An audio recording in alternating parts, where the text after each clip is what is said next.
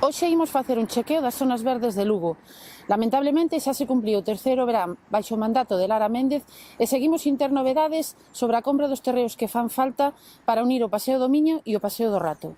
Non temos nin cinto verde nin avances na praia fluvial. Este é o Parque dos Paxariños, a zona verde de Fontiñas, que dende hai 15 anos, como podedes ver, está en unha situación de absoluta provisionalidade.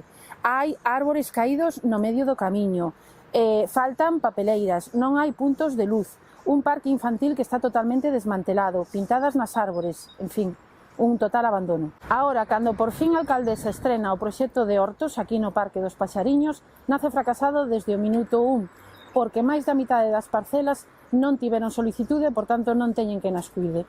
Cal é o plan B do Concello para estas parcelas que quedaron baleiras? Dende o Partido Popular queremos que se melloren as zonas verdes de Lugo. Os veciños non se merecen ter accesos tan deteriorados e tan perigosos como este que comunica o Parque Infantil de Magoi con Marcos Cela. Tampouco se pode permitir que zonas como esta no Paseo do Miño se atopen neste estado.